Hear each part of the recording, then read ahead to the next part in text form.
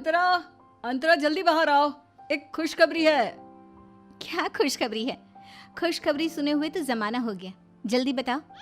परसों माँ आ रही है, तुम माँ का कमरा ठीक कर दो और उनके ज़रूरत की सारी चीज़ें मंगवा दो। बड़ी अच्छी खुशखबरी सुनाई है आपने।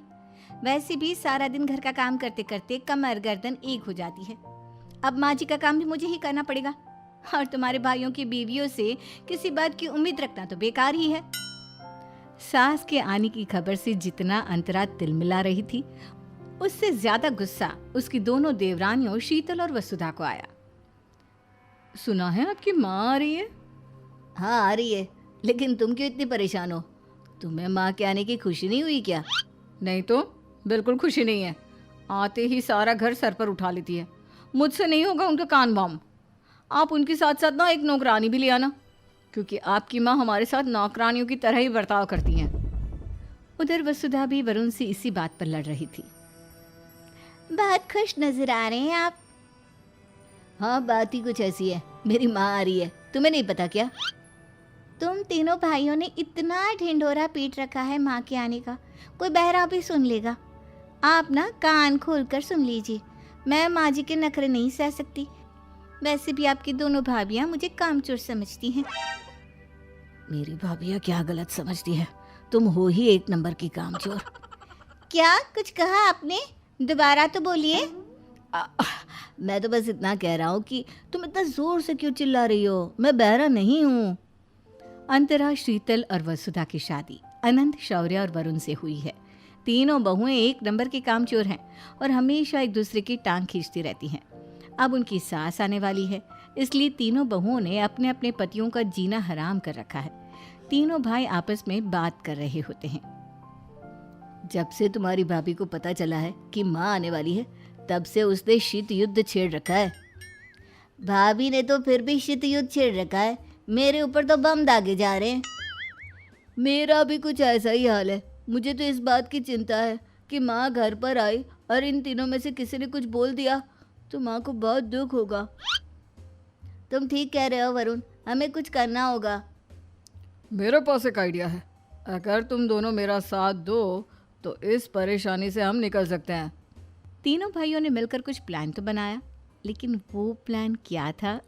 आइए जानते हैं। तीनों भाई शाम को घर आए तो सब साथ बैठकर खाना खाने लगे। तभी अनंत कहता है, तुम्हें पता है शौर्य, माँ यहाँ क्यों आ रही है? हाँ माँ ने बताया तो था, उस हजारीबाग की कोठी के बारे में। कोठी का नाम सुनकर अंतरा जल्दी से पूछती है,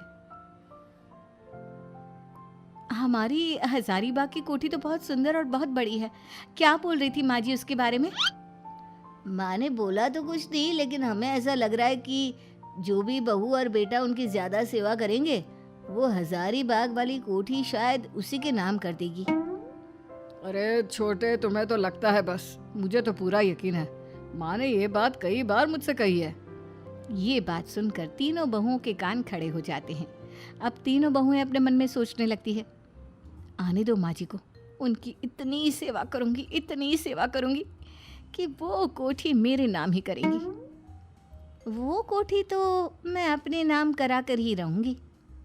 ये दोनों मुझे कामचोर समझती हैं ना, अब मैं इन्हें दिखाऊंगी।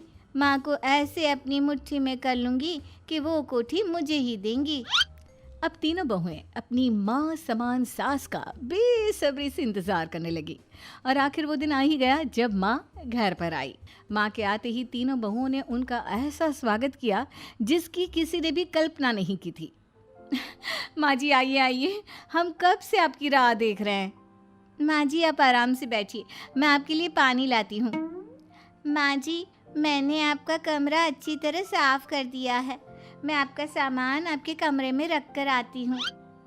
अपनी पत्नियों का रवैया देखकर तीनों पतियों के चेहरे पर एक कुटिल मुस्कान आ जाती है। अब तीनों बहुएं रात के खाने की तैयारी करती हैं और अपनी प्यारी प्यारी सासू माँ के लिए अच्छा अच्छा खाना बनाकर लाती है। माँ जी, मैंने आपके लिए भिंडी की सब्जी बनाई है, आपको बहुत पसंद है ना? माँ जी, भिंडी बाद में खा लेना, पहले ये खीर खाकर देखिए, बहुत अच्छी बनाई है। आपको भिंडी से ज़्यादा खीर पसंद है ना? माँ जी, मैंने आपके लिए आलू के पराठे बनाए हैं। आपको मेरे हाथों के आलू के पराठे बहुत पसंद है ना? अरे आलू के पराठे बनाने थे तो सुबह नाश्ते के लिए बना लेती।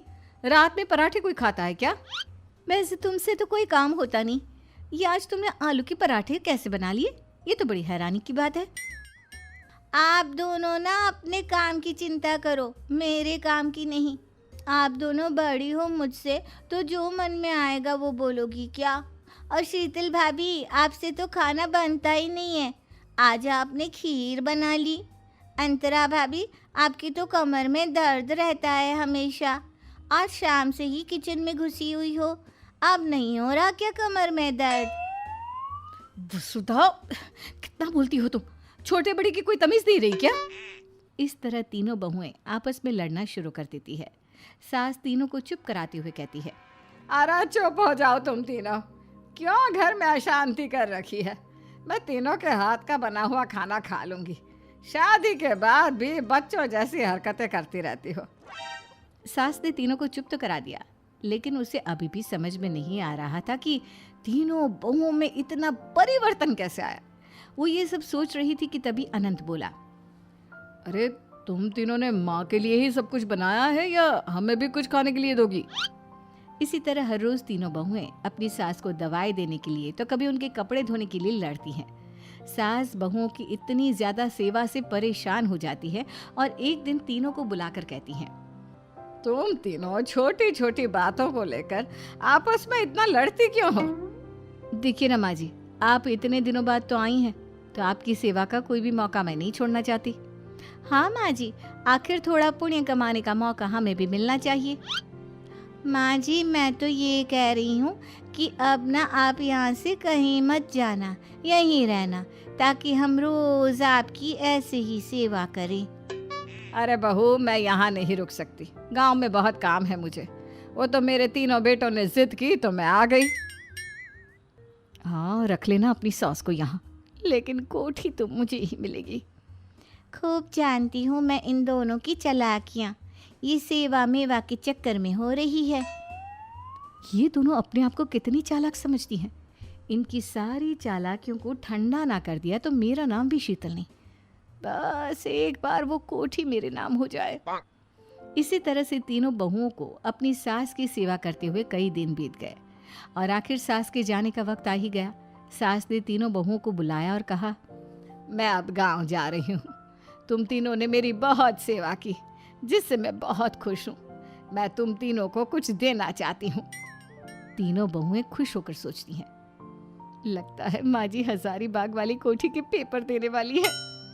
मेरा सपना पूरा होने वाला है। लगता है माँ जी उस बड़ी कोठी की चाबियां मुझे देने वाली है। कोठी तो माँ मुझे ही देंगी, आखिर मैंने रात रात भर जागकर माँ जी के पैर दबाए हैं। लेकिन माँ जी 3 बहुओं का नाम क्यों ले रही है?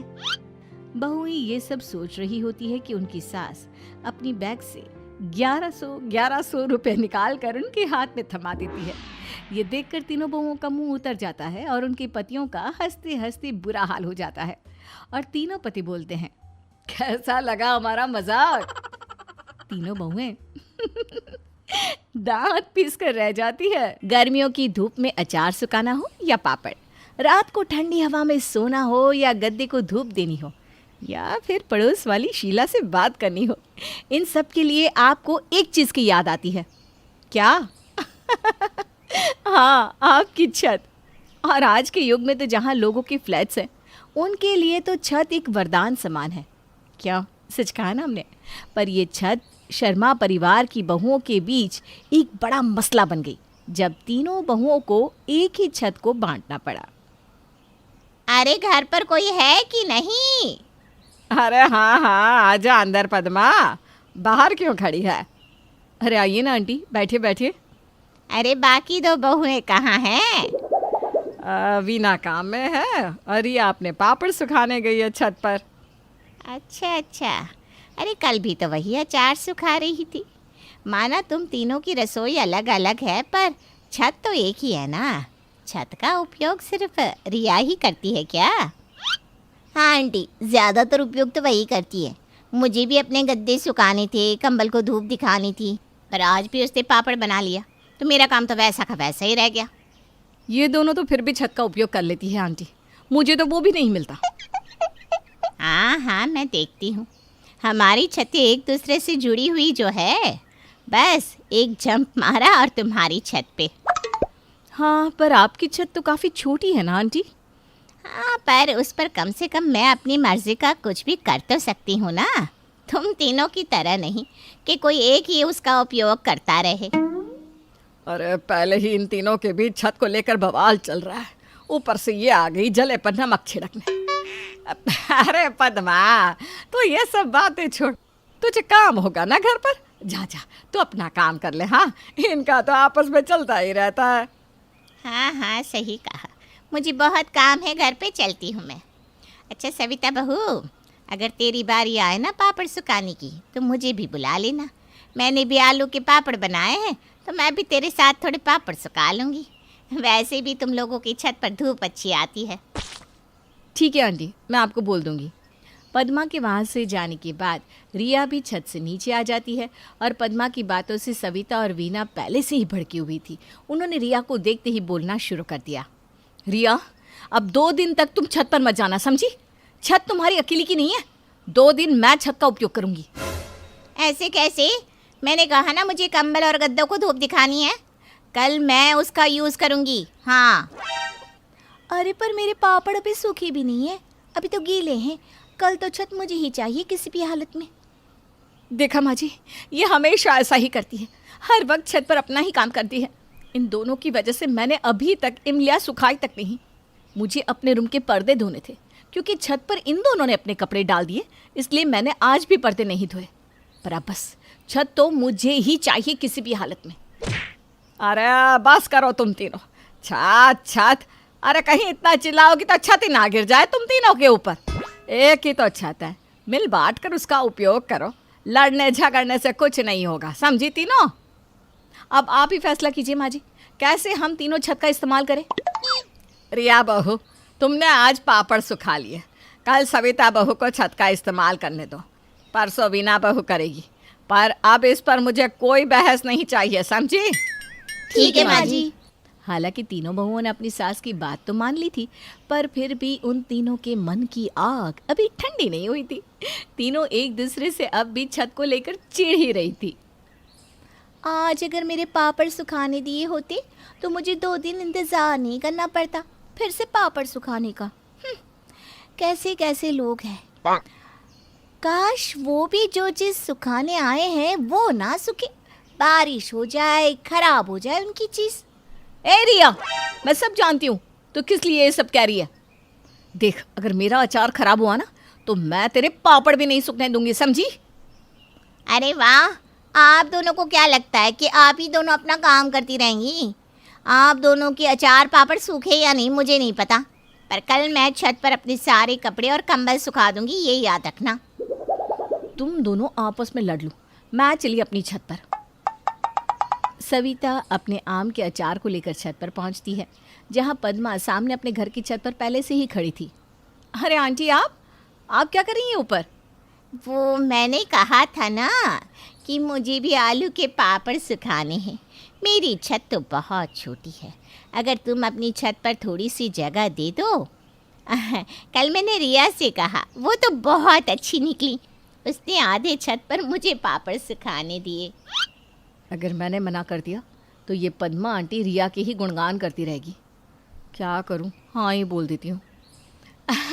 अरे ये भी कोई पूछने की बात है आंटी, आज ना ये पूरी छत मेरी है, अब सिखाइए पापड़, कोई बात नहीं, मेरा दिल बहुत बड़ा है, आप आराम से यहाँ अपने आलू के पापड़ सिखा लीजिए आंटी। अरे वाह वाह वाह, ये हुई ना बात, मैं जानती थी तुम मुझे कभी मना नहीं करोगी। पद्मा आधे छत पे अपने आलू के पापड़ बिछा देती है और ना चाहते हुए भी सविता को उसे आधी छत देनी पड़ती है। दूसरे दिन जब रात को वीना की बारी आती है, तब भी पद्मा उसे छत का आधा हिस्सा सोने के लिए मांगती है। अरे वीना आंटी, आपने अपना बिस्तर यहाँ बिछाया है? हाँ, मैंने सोचा तुम तो 2 ही लोग यहाँ सोने के लिए, इतनी बड़ी छत का क्या करोगे? इसलिए मैंने अपना तेरे उनले का बिस्तर भी यहीं लगा दिया। वैसे भी ये तुम तीनों ने बहुत अच्छा काम किया। हर रोज़ कोई एक ही छत को यूज़ करता है। मैं तो कहती हूँ तुम्हें ज़्यादा से ज़्यादा छत का हिस्सा मांगना चाहिए। जी आंटी। चलो चलो सो जाओ अब। मीना को अच्छा नहीं लग रहा था, पर फिर भी वो पद्मा से कुछ नहीं कह पाई। अब पद्मा आए दिन तीनों बहुओं के साथ छत का उपयोग करने लगी थी। यहाँ ये तीनों छत के लिए लड़ती रहती और वहाँ उसका पूरा फ़ायदा उनकी पड़ोसन उठाती रहती। अरे भाभी, कल ही तो आपने छत पर केरियाँ सुखाने डाली थी और आज आपको फिर छत चाहिए, क्यों? अरे मुझे मसाले भी तो सुखाने हैं। तो केरियों के साथ ही मसाले सुखा देती, इतनी बड़ी छत है हमारी। मैं भी वही करने वाली थी, पर पद्मा आंटी ने अपने मिट्टी के बर्तन सुखाने के लिए रखे थे। क्या? और उस दिन उन्होंने हमारी छत पर अपने कपड़े सुखाने डाल दिए थे। ये तो छोड़ो, वो सोमवार को हमारे साथ रात को बिस्तर बिछा के सोई थी। अब समझ में आया क्यों वो तुम तीनों को अलग अलग छत यूज़ करने को कह रही थी, ताकि वो आधी छत खुद यूज़ कर सके।